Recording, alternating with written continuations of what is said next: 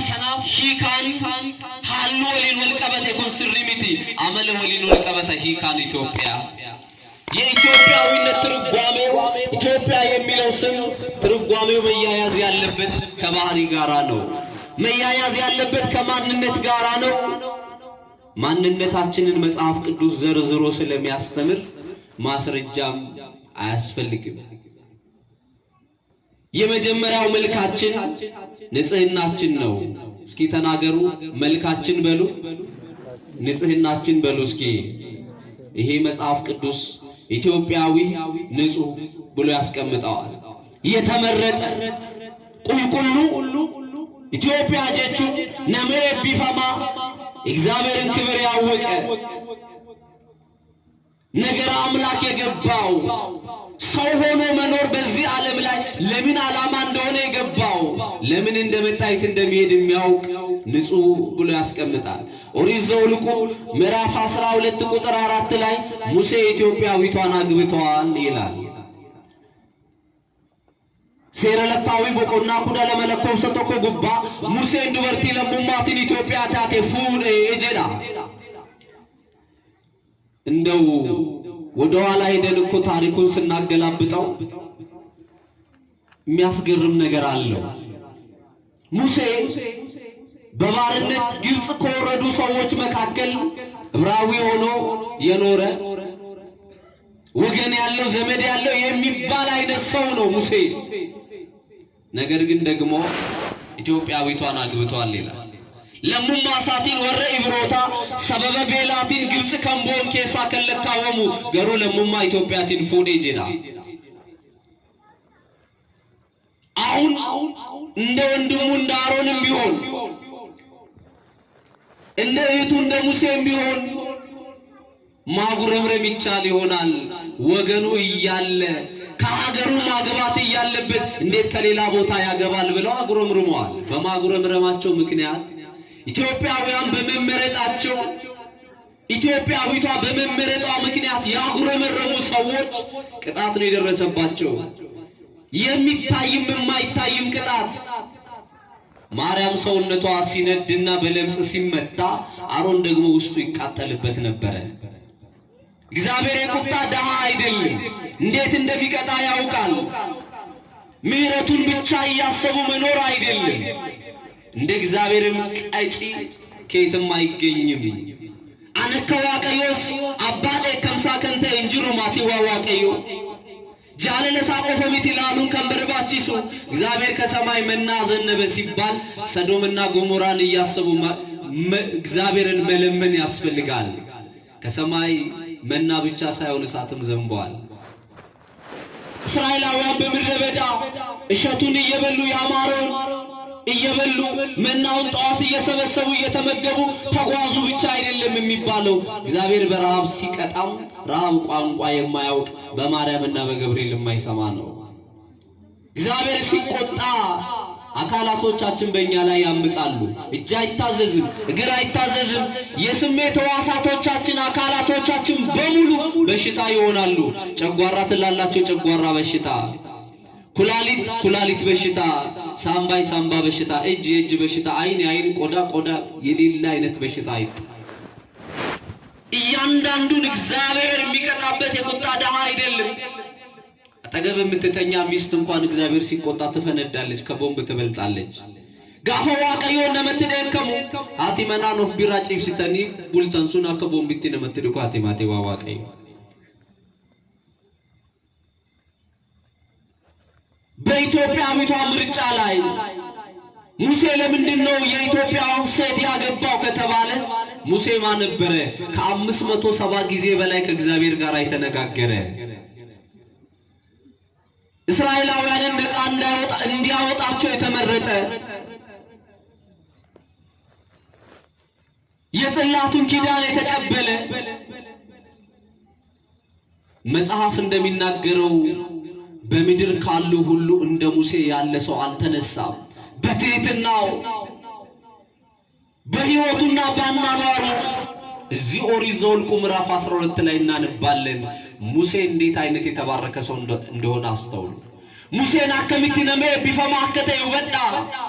ስለዚህ ለሙሴ ክብር የምትመጥን ለሙሴ ሕይወት የምትስማማ እንደ ሙሴ እግዚአብሔርን የምታውቅ እንደ ሙሴ ለእግዚአብሔር የምትገዛ እንደ ሙሴ ለእግዚአብሔር የምትንበረከክ ሐልወቱን ያወቀች ክብር ያላት ሴት ከወገኖቹ በላይ በስደትና በምርኮ ይልቁንም ደግሞ በመገፋት ውስጥ ያተረፋት ንጹህ ሴት ሲፓራ እሷን አገኘ ሙሴ።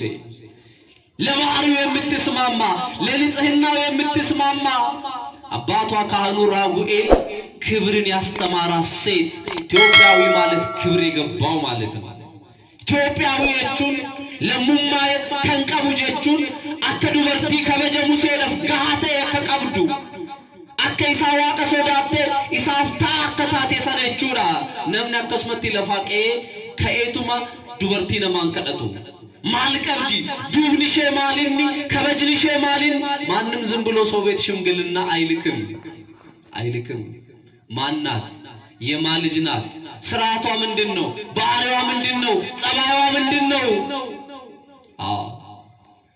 ይሄ ኢትዮጵያዊ ባህሪያችን ነው ይሄ ኢትዮጵያዊ መልካችን ነው ክብር መፈለግ ክብርን መውደድ ንጹህ ሆኖ በእግዚአብሔር ፊት ለፊት መኖር ኢትዮጵያዊ መልካችን ነው ክብር ለመድኃኔዓለም ይሁን ይሄ የኛ መልካችን ነው ከበጅኒ ኡልፍኒ ዋቀዮ ለፋተው ኩኒ ሃሉ ከኛዳ መልካችንን አትንጠቁን መልካችን አይጥፋ ውበታችን አይደብዝዝ ለክብር ዋጋ ይኖረን ለንጽህና ቦታ ይኖረን እግዚአብሔር ቤተሰቦች ሕፃናት ለክብር መኖር ሴቶች ለክብር መኖር ወንዱም ሴቱም ስለ ድንግልና ሕይወቱ ሊያፈራ አይገባም የድንግልና ሕይወት ክብርና ጌጥ ነው በእግዚአብሔር ፊት ለፊት ቅዱሳን አባቶቻችን ቅዱሳን እናቶቻችን እስከ ሰማዕትነት ደምና ዋጋ ሲከፍሉ ለምድራዊ ነገር ብዙ ጊዜ ስለ አርሴማ ሲነሳ ትዳር እምቢ ብላ አላገባም ብላ ይሄ ከንቱ ስብከት እንደሆነ ልነግራችሁ ወዳለሁ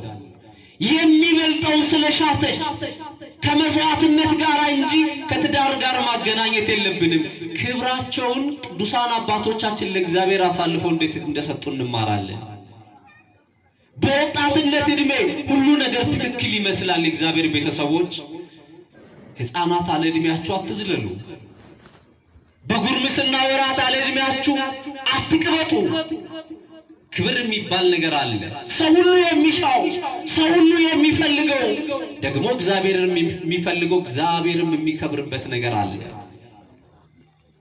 ከበሮ እየተደለቀ ዳንኪራ እየተመጣ ሙዚቃ እየተዘፈነ ዲጄው ቀይሮ እየተባለ ለምንድን ነው የምትጋቡት ከተባለ አይ እንደዚህ ይሻለኛል ይባላል አይደለም ክብር ስለሌለ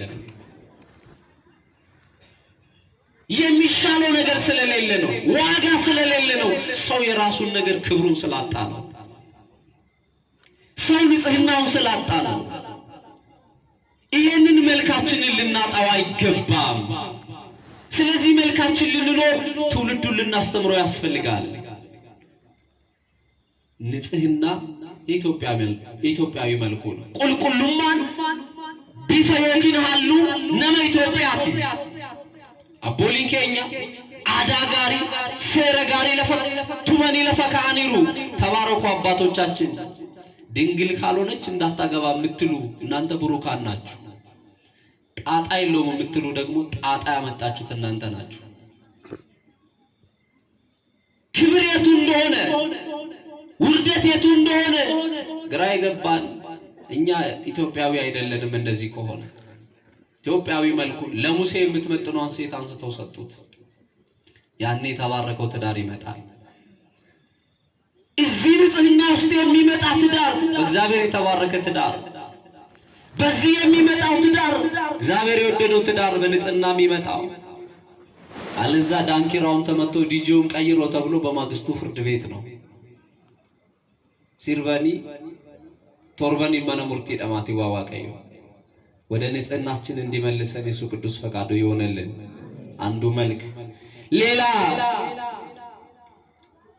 የማቴዎስ በአንደኛ ነገሥት በምዕራፍ 10 ቁጥር 1 ላይ ተጻፈው የእምነት መልካችን ነው የምን አለ የምን መልክ የእምነት ሃሉ አመንቲ አመኑ አመንታም ቢፈለሙማ ኢትዮጵያ እምነት የኢትዮጵያዊ መልኩ ነው የዓለማችን ደሃዋ አገር ማናት አሉ ፕሮፌሰር ሉሌ መላኩ። ማናት? እኔ የዓለማችን ደሃዋ አገር ቻይና ናት እላለሁ አሉ። ያቺ ልዕለ ሀገር በብዙ ነገር ከፍ ያለች የምትታየዋን ቻይና አፈራ በሏት።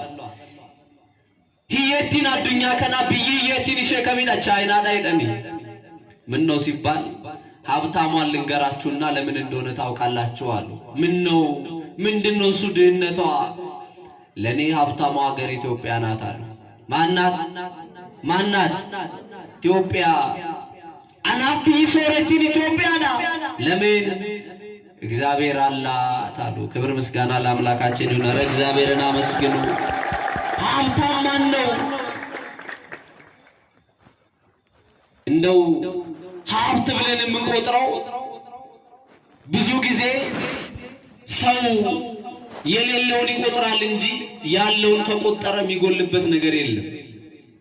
ነምኔሮ ሁንዱመዩ ዋንን ቀብኔ ለካ አመለ ዋንቀቦሶ ለካዬ ዋነበን ቀቡ ቁጠሩ። መኪና የለኝም ቤት የለኝም እናበዛለን። ከአለኝ እንጀምር እስኪ። አይን አለኝ ተመስገን፣ ሌላ ቦታ አይን የሌለው አለ። እጅ አለኝ ተመስገን፣ ሌላ ቦታ እጅ የሌለው አለ። እግር አለኝ ተመስገን፣ ሌላ ቦታ እግር የሌለው አለ። እግዚአብሔርን አመስግኑ። በእውነት ያለን ነገር ብዙ ስለሆነ አንደበት አላችሁ፣ ያዘነውን ታጽናናላችሁ። እንባ አላችሁ፣ እንደ እንባ ራሱ በጎ ሀብት አለ እንዴ? ያዘነው ሰው እኮ ቋንቋ ከሚያስረዳው ነገር በላይ እኮ አንዳንድ ጊዜ ከአይናችሁ የሚወጣው የሚፈሰው እንባ በራሱ እኮ ሀብት ነው። ደግሞ በማልቀስ እንደ ኢትዮጵያ የሚያለቅሳል? እንደ ኢትዮጵያዊ ለቅሶም ይችላል ወይ? ድጉርድድ እያልን ወይኔ እናቴ ወይኔ አባ የሰው ሁላ ያስለቅሰናል። ኧረ እግዚአብሔርን አመስግኑ። እንባ ራሱ ሀብት እኮ ነው። ፈረንጅ እኮ ተረፍርፎ አይቶ አይ አም ሶሪ ሲል እንጂ በቃ እንባ ራሱ ሀብት ነው። እግዚአብሔር ቤተሰቦች ሀብታም ኢትዮጵያ ናት። አንዱ ሀብታችን ደግሞ እምነታችን ነው። አንዱ ሀብታችን ደግሞ ተዋህዶ ናት። በተዋህዶ ውስጥ ያለው ብዙ ጌጥ አለ። ኢትዮጵያ ያለ ተዋህዶ አታምርም። ወደዳችሁም ጠላችሁም ይህን ስብከት ምናልባት ብዙ ሩቅ ላይ ይችላል። ለኔ ኢትዮጵያ ማለት ተዋህዶ ማለት ናት። ክብር ምስጋና ለመድኃኒዓለም ይሁን። እናት ኢትዮጵያ ጀቹን ተዋህዶ እንደምንም አድርጋችሁ ተርጉሙት፣ እኔ አያገባኝም። መልክ አለ፣ ኢትዮጵያዊ መልክ። ታቦት ከሌለ፣ መቅደሱ ከሌለ፣ ዝማሬው ከሌለ፣ ዝማሜው ከሌለ፣ ከበሮ ከሌለ፣ ጥምቀቱ ከሌለ፣ ገና ከሌለ፣ ፋሲካ ከሌለ፣ መስቀል ከሌለ እንዴ! ይሄ ከሌለማ እኮ ሌላ ሀገር ነው፣ ቻይና መሆኑ እኮ ነው። ይሄ ከሌለማ ናይጄሪያ፣ ኬንያ መሆኑ እኮ ነው። ለኔ ኢትዮጵያ መላትችን ነው። ጠዋት ኪዳን የሚደርስባት፣ ቀን ቅዳሴ የሚቀደስባት፣ ማታ ሰርክ ጉባኤ የሚከናወንባት ለኔ እቺ ናት ኢትዮጵያ። ልጆች ተወልደው ክርስትና የሚነሱባት፣ ኃይለ ማርያም፣ ወልደ ማርያም፣ ገብረ ኢየሱስ እየተባሉ የሚጠሩባት፣ አድገው ቅዳሴ የሚቀድሱባት፣ ካህን ዲያቆን የሚሆኑባት፣ መርጌታ የሚሆኑባት፣ ሊቀ ሕሩያን፣ ሊቀ ስዩማን፣ ሊቀ ጠበብት እየተባሉ የሚጠሩባት፣ ድጓው ያለበት፣ ዝማሬው ያለበት፣ መዋስቱ ያለበት፣ ፍታቱ ያለባት።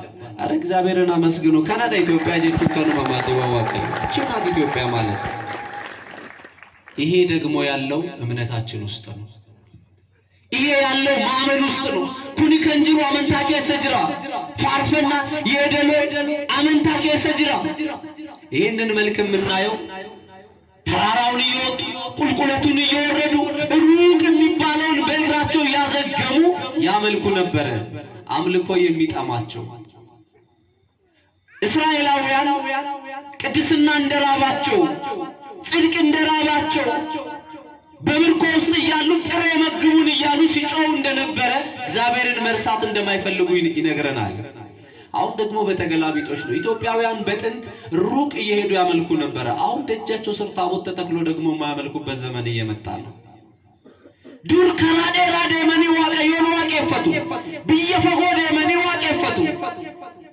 ወረ ኢየሩሳሌም ደመኒ ጎፍታ ኬኛ ቆርጭ ኬኛ ኢየሱስ ክርስቶስ ወንጌል ማቴዎስ በቆናቶ ኮጉባራ ጀልቀብኔ ጋፈዱ ቢስኑ በክቶ ተሰደንከሳ እንቶኮ ለሙማን ኢትዮጵያ ቱሬ ጀዳ አንዱ ከሰባ ሰገል መካከል ኢትዮጵያዊ እንደነበረ መጽሐፍ ይነግረናል። የሃይማኖት የእምነት መልክ እንደነበረ መጽሐፍ ያስተምረናል። ይልቁንም በዚህኛው መጽሐፍ በአንደኛ ነገሥት ምዕራፍ 10 ላይ ንግስት አዜብ ማለት ወደ ደቡብ ያለው በምስራቅና በደቡብ መካከል ያለ አቅጣጫ ማለት ነው።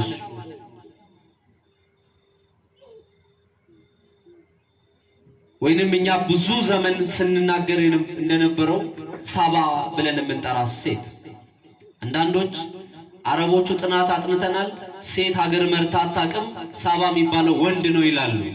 እኛ አሜሪካውያን አይደለንም። በመከራ በስንት ሺህ ዓመታቸው አንድ ሴት ፕሬዝዳንት ሾመዋል። ለኢትዮጵያ ሴት ማስተዳደር ሴት መምራት የሴት እኩልነት ብርቅ አይደለም እንደው ሌላ ነገር ውስጥ ካልገባ ዱበረሚት ኢራኤሉ ጋሩ ኢትዮጵያ ቡልቹ ነው ዱበረ ዲረንጀት ኢትዮጵያ ወልቂጡማ ደንከነመንቱ በእኩልነት የምታምን ሀገር ወልቂጡማ ደንከነመንቱ ብንጠራ ብዙ እነ ዘውዲቱን እንጠራለን ነምንትዋብን እንጠራለን እኛ ጥሩ ቢባል ችግር የለብንም። ሳባ ሌሎቹን ሁሉ አስከትላ ከኢትዮጵያ ኢየሩሳሌም ድረስ መጓዝ ለምን አስፈልጋት? አንድ ጥበብ ለመማር እንደ ሶሎሞን ያለ አዋቂ የለም። እንደሱ ያለ ንጉስም አዋቂ ጠቢብም አልተነሳም። አከ ሶሎሞን አዱኛ ከነራ ሂንካኔ ሀገሳ ከንከው እንጅሩ ጀና ወጉማ ይሰራ ከቲም ቡልቸንሳ ነበረችው ደፍደምቴ አንድም የእግዚአብሔርን ስጦታ ልታይደች የሚያደላው ግን ለሶሎሞን ከተደረገው ስጋዊ ነገር ይልቅ እግዚአብሔር በመንፈስ ሰውን እንዴት እንደሚያከብር አይታ ልታመሰግን ሄደች። እናንተ ምስጋናውን አትውሰዱ እግዚአብሔር ይውሰድ። በጎ ለዘመረው ዘማሪ እግዚአብሔር ክብር ይውሰድ። ክብር ለእግዚአብሔር ይሁን። በቅዳሴው በቀደሰው ካህን በተሰዋ ሁሉ በቀረበው ዝማሬ መስዋዕት ሁሉ ከበጀዲያቴ አርሳዲያቴ ሁሉ ማፉ ከበጅኒ ዋቀዮ ደፋተው እውነት እግዚአብሔርን አመስግነው። ስለ ሁሉ ነገር እግዚአብሔር ክብር ይውሰድ። ክብርን ሁሉ ጠቅልሎ ለሱ ነው። ኢሳፋተው ከበጅኒ ዋቀዮን ጎለ ላሉላ ምን ልታዩ መጣችሁ ተብሎ በመጽሐፍ ተጽፏል። ክብር ልናይ ፈውስ ልናይ መንግስተ ሰማያትን አሻግረን ልናይ የተዘጋጀልንን ዋጋ ልናይ ብናጠፋ ብንበድል ዮበለስነ ዮደከምነ ገቲኑ ረቲ ከንፈለሙ ላሉዳፍ ዮ ጋሪ ጎኔ ዮ ከበጀ ጎኔሞ ሞቱማ ዋቀዮቲ በከኑ ቆጳይ ላሉዳፍ ከበጀ ሳላሉፍ ዱፍነ ጀዳ ያንን ልታይ ሄደች። አይታ ጨርሳ ወደ ቤቷ ገብታ ከሞተችም በኋላ አስቡ በሶሎሞንና በጌታችን በመድኃኒታችን በኢየሱስ ክርስቶስ መካከል የ900 ዓመት ልዩነት አለ። እሷ ሞተች። ከሞተች በኋላ ተዘጋ።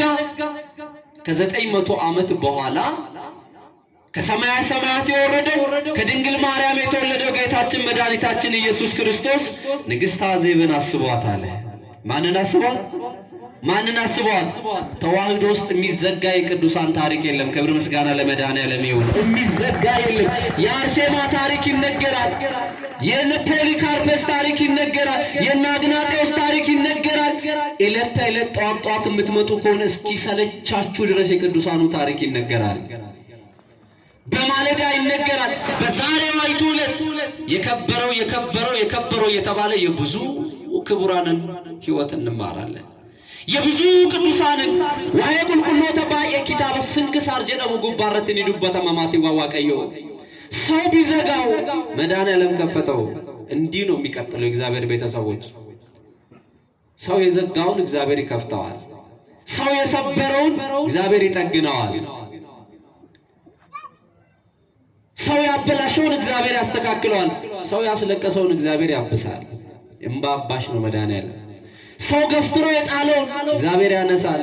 የወደቁትን ያነሳል ተብሎ የተጻፈውን ይቺን ሴት ከነ ሀገሯ ከነ ክብሯ ከነ ማንነቷ ምን ልታረግ እንደመጣች መልኳን አሳየ የእምነት ሰው ነበረች አለ የምን ሰው ነማመንታ ቱርቴ ባፈጎራ ከሩቅ ምስራቅ ከአዜብ ንግስት አዜብ ከአዜብ የመጣችው ሴት እሷ በእናንተ ላይ ትፈርዳለች ብሎ እስራኤላውያንን ተናገራቸው። ኢትዮጵያዊ መልክ ማለት ይሄ ነው። ሃይማኖት እምነት እግዚአብሔር ቤተሰቦች እምነት አለኝ እያሉ መግደል እምነት አለኝ እያሉ ማዋረድ ሳንኩ እያሉ መካብ ካምኩ እያሉ ደግሞ እንደ እንቧይ ካብ መናድ የሸምበቆ ምርኩዝ መሆን የተሰነጣጠሩ ሰው መውጋት በጥርስ እየሳቁ ከኋላ ደባ መስራት የኢትዮጵያዊ መልክ የእምነት መልክ አይደለም።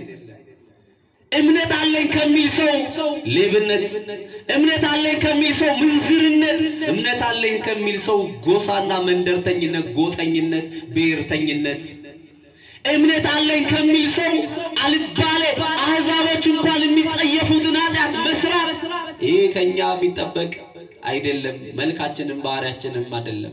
አመለከኛ ሚቲማቲ ዋዋቀዩ አመልከኛ አመንታ ቀብነጀኔ ሰኝን ወልቆዱ ጎሳን ወልቆዱ ጩቡ ወጀቹ ኩናሉ ከኛ ሚቲማቲ ዋዋቀዩ ይሄ መልካችን አይደለም። ወደ መልካችን ልንመለስ ይገባል። እኛ መልካችን እምነታችንን በተግባር በግብር መኖር ነውና በሱ እንድንታወቅ እንድንጠራ አባቶቻችን አምላክ ቅዱስ እግዚአብሔር ይፍቀድልን። ሌላ ለማሳጠር ያህል ትንቢተ ኤርምያስ ምዕራፍ 38 ቁጥር 7 ላይ ኢትዮጵያዊው አቤሜሌክ ኤርምያስን ረዳው ይላል።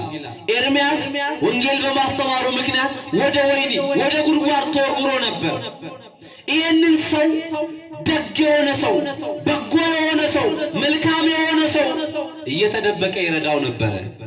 ማን ይመስላችኋል? ይሄ ብርቱ ሰው አቤሜሌክ ይባላል። እየተደበቀ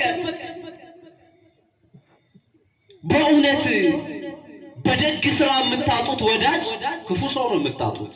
እውነት በመናገራችሁ የምትከስሩት ውሸተኛ ሰዎችን ብቻ ነው። በጎ ነገር የሚያስቀናችሁ ከሆነ ተከተሉት። ክፉ ነገር ሰምታችሁ አይታችሁ ሚዘገንናችሁ ከሆነ እናንተም አትስሩት። አቤሜሌክ ሰው ታስሮ በረሃብ በርዛት በጭንቅ ጉድጓድ ውስጥ ተወርውሮ አይቶ አንጀቱ አልቻለም። ኢትዮጵያዊ የሚጨክንበት አንጀት የለው። ለሙማ ኢትዮጵያ ከንተ አቤሜሌክ ነመቦለት ይደርበተኒ ሂደኒ ቤላ ገረፈኒ ጋፈረኪሰን ገራንሳን ደንደኝ ማቲ ዋዋቀዩ ሆለቴ ዶከቴ ዴሜ ሰገርጋራ ቱሬ አችልም እንደው ለምን ኢትዮጵያ ነማፍያዳ ለሰው የሚያስብ ለሰው የሚራራ ለሰው የሚያዝን ማለት ነው ኢትዮጵያዊ። ይሄንን መልካችንን አጥፍተናል።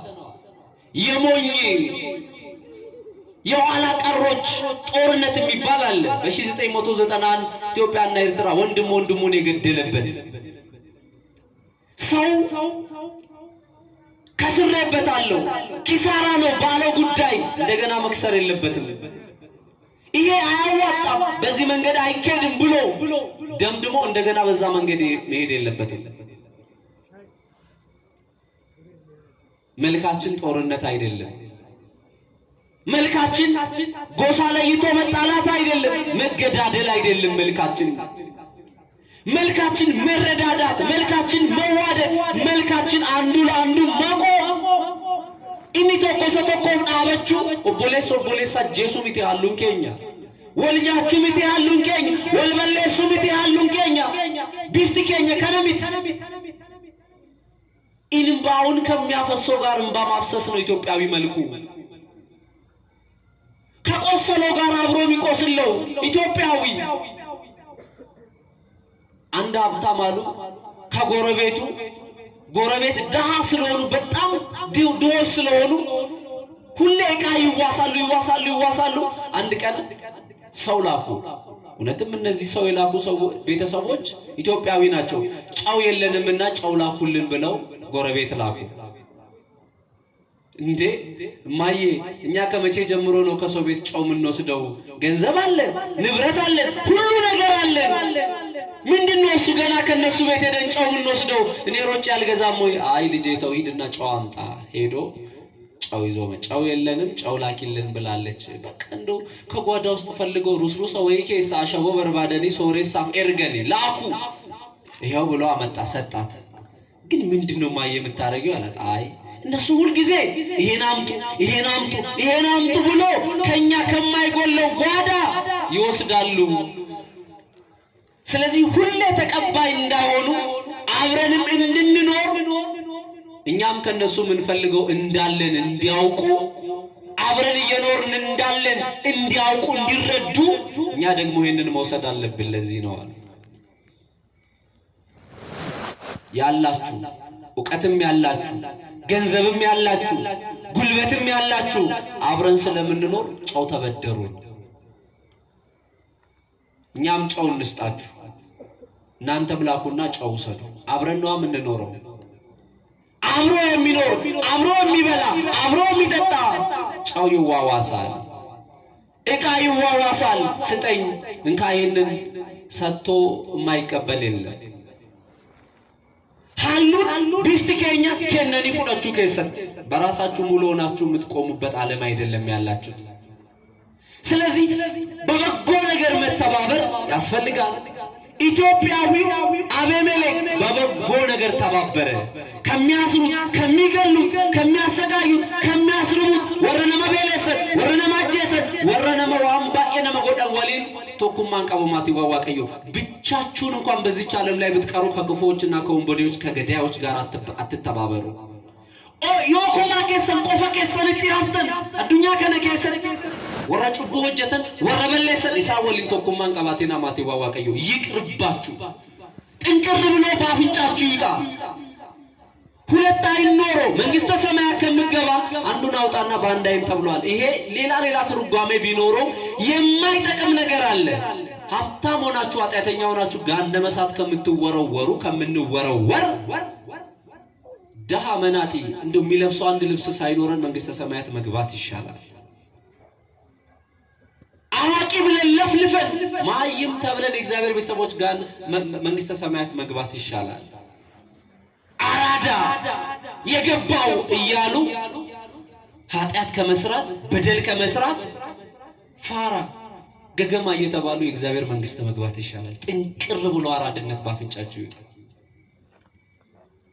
ኢትዮጵያዊ ትብብሩ በጎ ነገር ላይ ብቻ ሲሰራ ሲለማ እንተባበራለን ሲጠፋ አይሆንም እንላለን አቤሜሌክን ጉርጓድ ውስጥ ይረዳ የነበረው ኢትዮጵያዊ ነው ይሄ ነው መልካችን ሌላ የመጨረሻው ትምርታችንን ያነሳንበት ይሄ ነው ነገ በሰፊ ወንጌል ይሰበካል ይዘመራል አገልግሎቱ በሰፊው ከናወናል እንግዲህ ሃለ በላቴም ቦሩ በርኖን እንከነማ መማርም አንዱ ኢትዮጵያዊ መልክ ነው ምን ማድረግ ያው እንደ ዛሬ እስከ 10ኛ ክፍል ሳይሆን መማር ኢትዮጵያዊ መልካችን ነበር ወንዱ ተወልዶ ቤተክርስቲያን ተልኮ ቄስ ትምህርት ቤት ሃሁ ሂ ሃ ሄ ሆ ዘልቆ አቦጊዳ ዘልቆ መልእክተ ዘልቆ ዳዊቱን ገልብጦ ገለባብጦ አንብቦ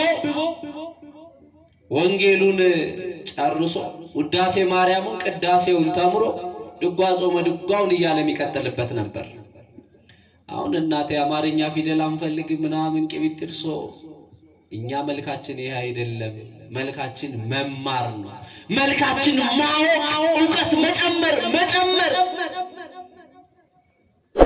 ባለው ነገር ላይ እየጨመረ የሚሄድ ከዛስ ከኔ ገሌ ይሻላል አነራይ በሉ ወይ በኩምሳን አነራይ በሉት በረቴ ከኔ አንተ ትሻል ይባባሉ ነበር አሁን ደግሞ ከኔ አንተ ትብስ አንጂ ትብሽ የሚለው አንተ ብስብስ ምናምን ይባባላሉ የሚባል ነገር ሰምቻለሁ የነበረ ቦታ ብቻ አላስታውሰው እኙ ነገኛ እግዚአብሔር ቤተሰቦች ቅዱሳን አባቶቻችን ይሄ ጎደላቸው ይሄ ቀራቸው የማይባል ዕውቀት ይያላቸው ከኔ ገሌ ይሻላል ይላሉ እኔ አሁን እዚህ ቆሜ ባልዘባረቅ ደስ ይለኛል እኔ ስንት ነገር አጥፍቻለሁ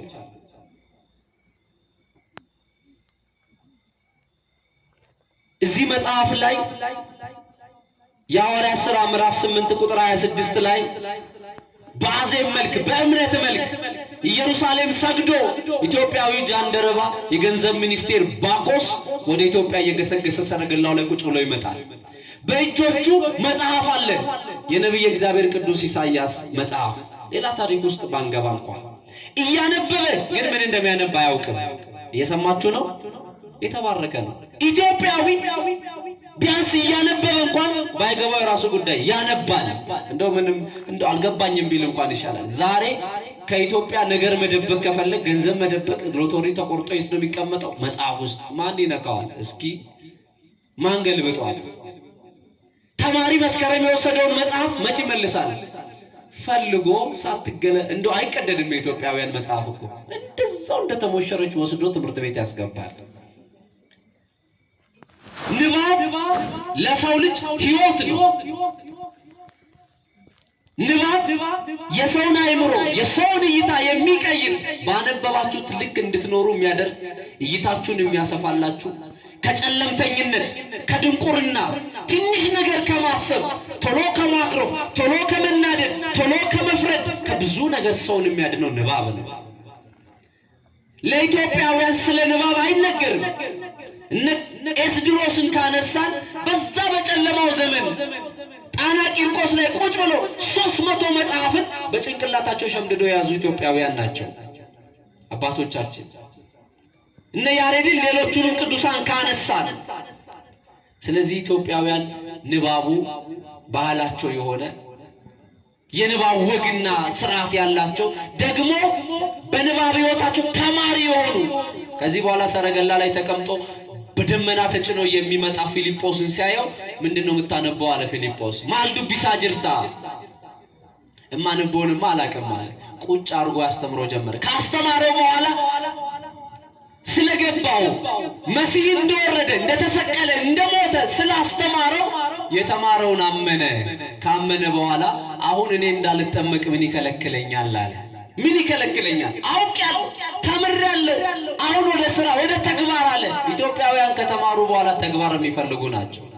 እንደ ሐዋርያ ስብከት ጴጥሮስ ካስተማረ በኋላ ምን እንስራ አሉ። ስብከት ከተሰበከ በኋላ ምን እንስራ ነው? ምን እናድርግ? ምን ይጠበቅብናል? አሁን ይሄ ስብከት ከተሰበከ በኋላ መልክ መፈለግ ነው። የኔ መልክ ምን አይነት ነው? የኔ መልክ የትኛው ነው? እውነት ምን አይነት መልክ እንዲኖረኝ ነው? ባህሪ ምን አይነት እንዲሆን ኢትዮጵያዊ እንዲሆን ይሄ ይፈልጋል ስብከት። ተለወጠ፣ ተጠመቀ። ኢትዮጵያዊ እንደዚህ ነው። ይማራል፣ ይሰራል፣ ይማራል፣ ይሰራል። አባቶቻችን አምላክ ቅዱስ እግዚአብሔር ወደ መልካችን እንድንመለስ መልካችንን እንድንኖረው የሱ ቅዱስ ፈቃዱ ይሆንልን። ይሄ መልክ አይለወጥም ተብሎ ኢትዮጵያዊ መልኩን ነብርጅ ጉርጉርነቱ ሊለውጥ ይችላልን? አይችልምና በመልካችን እንድንኖር 30-60 ዓመት ያማረ ፍሬ አፍርተን የስሙ ቀዳሽ መንግስት ወራሽ እንድንሆን የአባቶቻችን አምላክ ቅዱስ እግዚአብሔር ይርዳን። ወስብሐት ለእግዚአብሔር።